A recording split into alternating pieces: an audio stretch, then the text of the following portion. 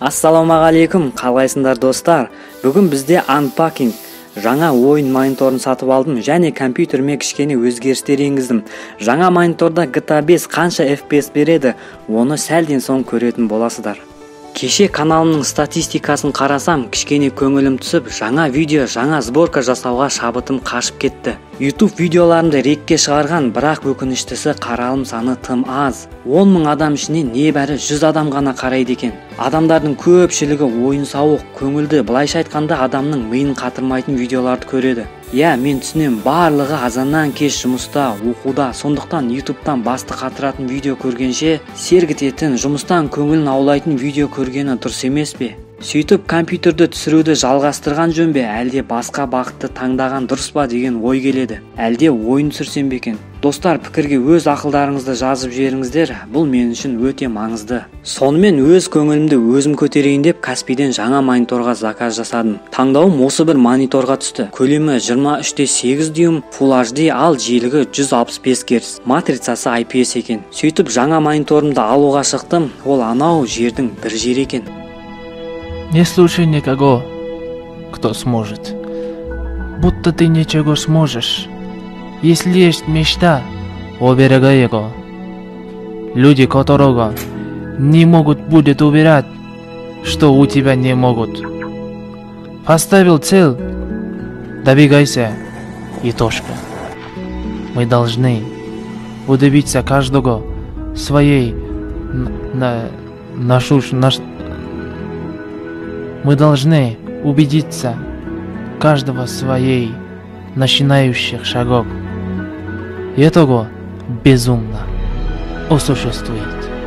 Иногда можно добиться вдохновения.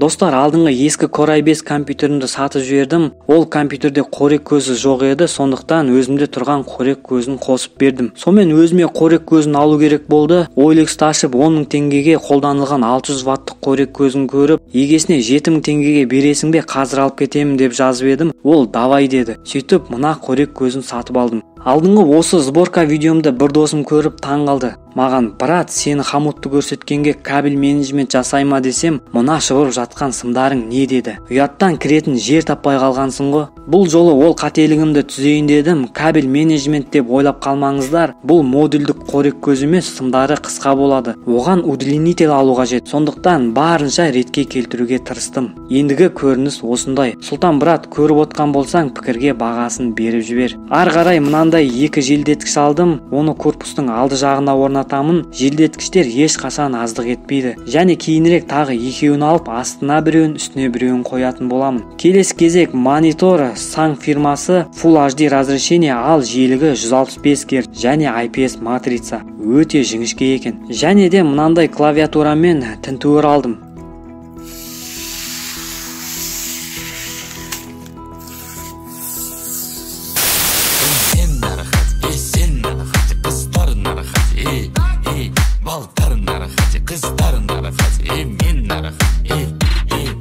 Атак, мен компьютерім дерзкий.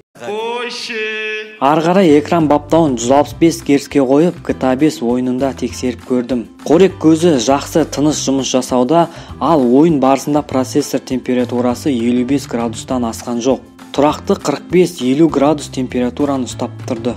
Ойынның баптауы ең жоғарыда тұр. Алдыңғы ескі мониторымда 60 FPS-тен аспайтын еді. Бұл жолы 120 FPS-ке дейін беріп жатыр. 90 FPS-ті тұрақты ұстауда.